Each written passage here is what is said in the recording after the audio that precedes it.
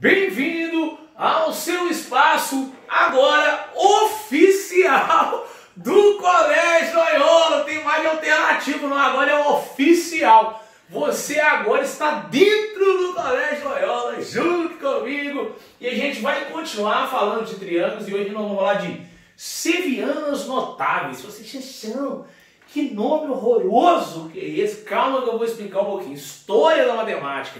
Eu adoro história da matemática. Bom, teve um cara, o nome dele é Giovanni. O Didio, tô zoando. Não sou íntimo dele não. O Giovanni, o nome dele é Giovanni Seva, né? E ele é um matemático lá, bem antigo, óbvio, que estudou aí uma série de segmentos que são bastante importantes dentro de um triângulo, né? E como o sobrenome dele era Seva, o nome desses segmentos ficou em homenagem a ele, né? Que é o Giovanni Seva, e aí ficou as sevianas, né? Que são os segmentos dos... Bom, todo mundo já entendeu, né? Sevianas. Bom, primeira coisa que você vai ter que entender, né? Seviana nada mais é que um segmento que sai do vértice e que chega no lado oposto no prolongamento dele. Calma, que a gente vai estudar isso tudo junto, tá bom? Mas não é qualquer segmento, você não vai fazer de qualquer jeito, não. Existem três sevianças que nós vamos ter que tratar aqui, você vai ter que prestar bastante atenção.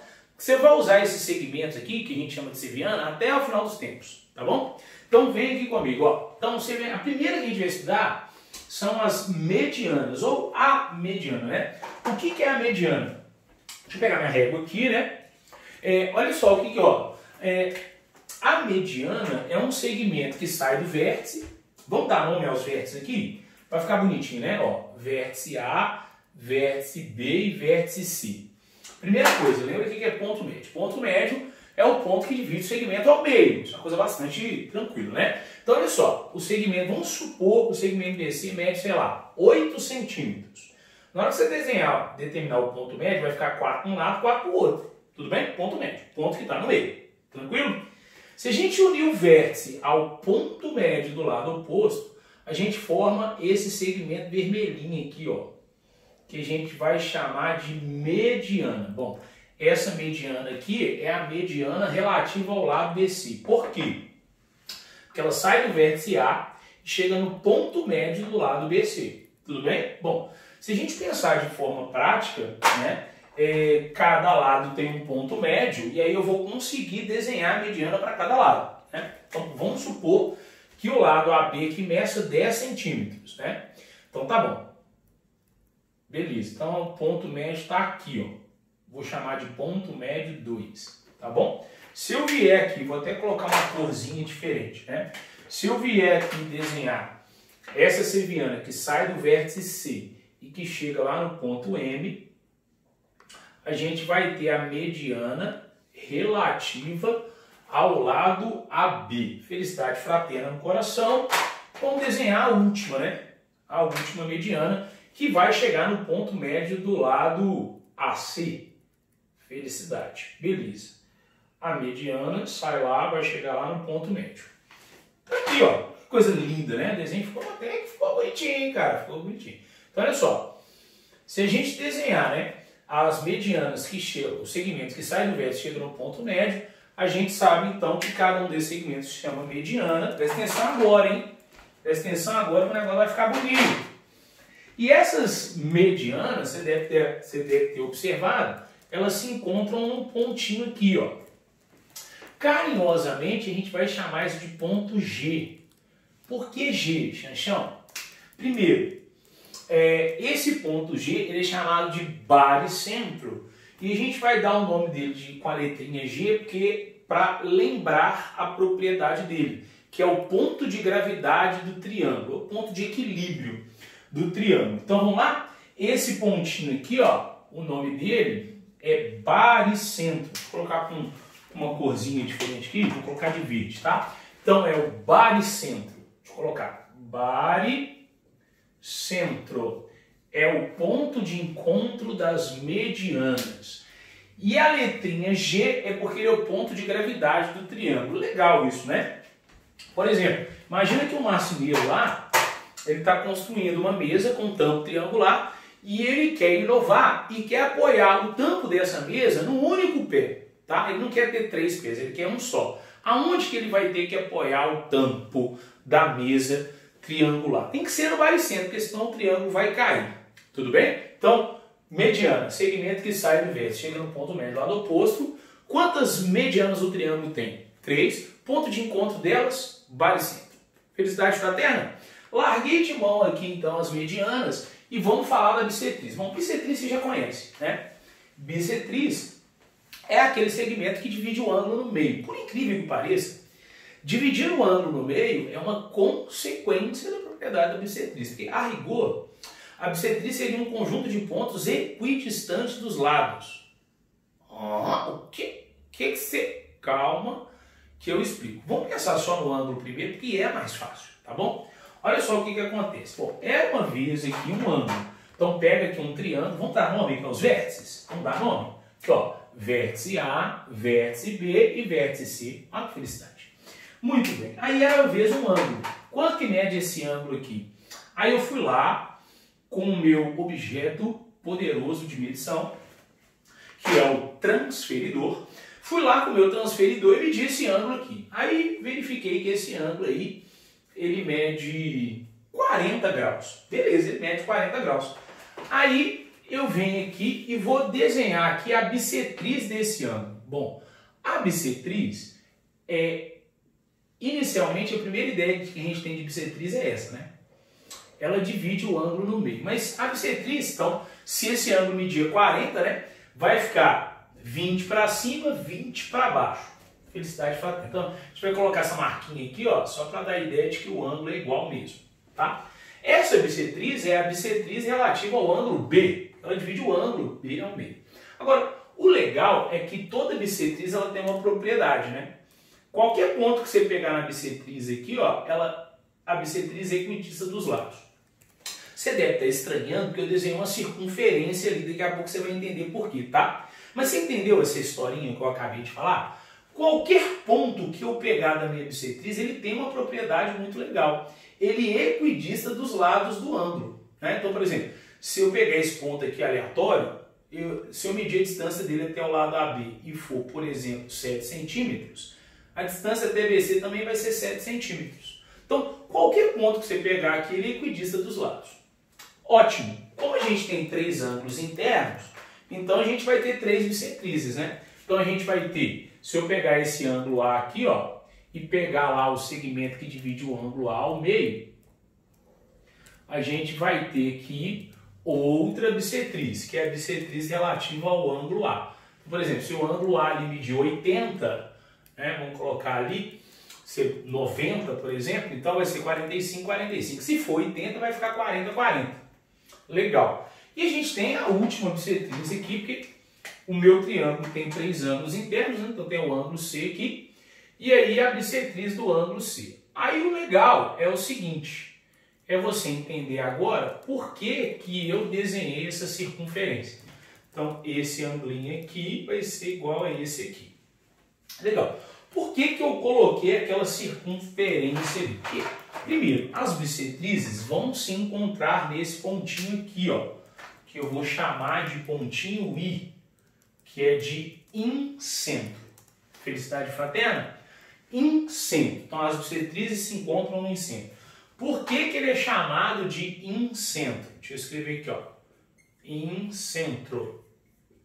Porque ele é o centro da circunferência inscrita no triângulo. Gente, nunca ouvi falar isso, pelo amor de Deus, que eu nunca... Que você...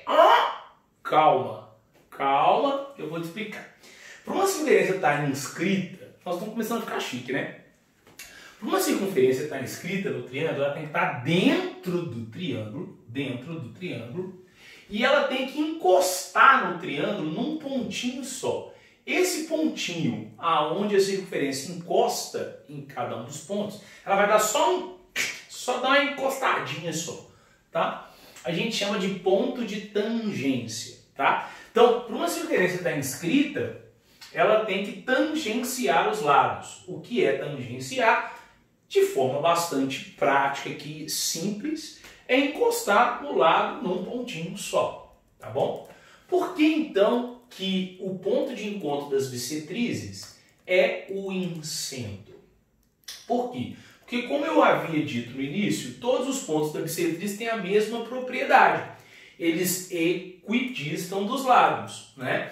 Então, se eu pensar num conceito geométrico simples, que é o conceito, deixa eu pegar aqui, ó, que é o conceito de circunferência, pensa aqui, ó, olha para cá. Imagina que eu tenho uma circunferência aqui, ó, o centro dela está aqui, e todos os pontos da circunferência equidistam desse cara. Então, olha só, como esse ponto é o ponto de encontro das bissetrizes, ele é equidista de todos os lados. Portanto, eu consigo uma circunferência, que é o conjunto de todos os pontos que equidistam desse. Na prática, o que você precisa sair dessa aula sabendo? Que cada ângulo interno do meu triângulo vai ter a sua bissetriz, que as três bissetrizes se encontram num ponto que a gente chama de incentro. O que é o incentro? É o centro dessa circunferência que fica dentro do triângulo que a gente fala que está inscrita porque tangencia os lados. Tudo bem? Uma observação bastante importante é que, como a gente estudou na primeira aula aí, ó, e todo triângulo tem esse ângulozinho externo aqui, né? Bom, todo ângulo tem bissetriz, então sim, se a sua pergunta aí na sua casa é essa, e eu estou prevendo qual que é a pergunta, né? Sim, esse ângulo aqui, ó, ele vai ter a sua própria bissetriz. Essa bissetriz, né, por exemplo, se esse ângulo for 120, aqui vai ser 660, então essa bissetriz é a bissetriz externa, que é a bissetriz que divide o ângulo externo ao meio. Então a gente tem bissetrizes internas e bissetrizes externas. Quem tem ponto de encontro são só as internas, que é o incentro, tá? E sim, existe bissetriz de cada um dos ângulos externos. Legal? Por último, a gente vai falar nesse vídeo aqui de altura. O que é a altura? Então pensa você querendo medir a sua altura. Normalmente a gente mede a altura em casa, a gente encosta na parede, faz uma marquinha lá na parede, pega a fita métrica e vê qual que é a nossa altura. Por que a gente encosta na parede? Porque a gente percebe que, pelo menos na grande maioria, se a sua casa for bem feita, a parede tem que formar com o chão um ângulo de 90 graus, né? Então, se eu quero medir a altura de uma pessoa, eu não posso pegar a fita métrica e sair puxando para lá. Eu tenho que puxar a fita métrica com um ângulo de 90 graus, correto? Então, a altura é isso, né? A altura é um segmento que sai lá do vértice. Vamos dar nome aqui, ó. ABC, ela sai lá do vértice. E ela forma ângulo de 90 graus com o lado oposto ao vértice da onde ela saiu. E aí é como se eu quisesse medir a altura do triângulo mesmo, literalmente, né? Assim como a gente mede a nossa altura, eu estou querendo saber qual que é a altura desse triângulo aqui.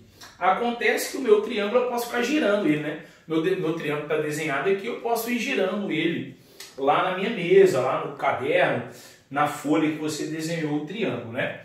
Então quer dizer o seguinte, que essa altura AH é a altura relativa ao lado BC. Mas cada lado vai ter a sua própria altura, né? Então a gente vai ter outra altura aqui, ó, que sai do vértice B e que forma ângulo de 90 graus aqui com o lado AC. Aí a gente vai chamar essa altura de altura BH2, vamos colocar um aqui, né?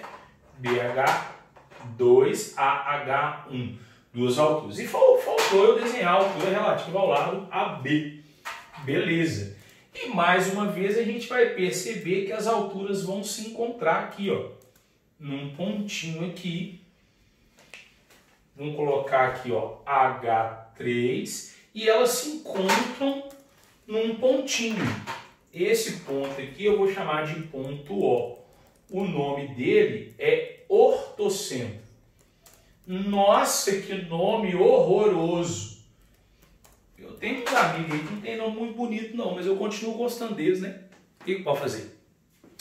Ortocentro, explicar por quê, né? Centro, todo mundo sabe, porque centro é centro mesmo, centro, tá lá no centro. Agora, orto é a abreviação de ortogonal. Em matemática, tudo que forma ângulo de 90 graus ou projeta um ângulo de 90 graus é chamado de ortogonal. Então, centro dos segmentos ortogonais. Qual é o nome? Ortocentro. Olha que coisa linda, né? Então, o meu triângulo tem 3 alturas e o ponto de encontro delas é o ortocentro. Uma observação importante para a gente poder terminar esse vídeo feliz, tá? Feliz. É que a altura, diferentemente da bissetriz e da mediana, às vezes ela não fica dentro do triângulo, não. Às vezes ela fica do lado de fora, tá? Por quê? Porque, olha só, olha para esse triângulo aqui, ó, DEF. Tá vendo esse triângulo DEF? Imagina que eu quero desenhar a altura que vai chegar no lado EF, tá? Ela vai sair lá do vértice D e vai chegar no lado EF. Perceba que se eu trouxer um segmento para dentro do triângulo, ele não vai formar ângulos de 90 graus. Olha que coisa interessante. Nesse caso específico aqui, ó, a altura fica do lado de fora do triângulo. Ela forma ângulo de 90 graus, não com o lado, mas com o seu prolongamento. O que? Calma. Prolongamento é também chamado de reta suporte. Tipo, todo segmento de reta veio de uma reta, né?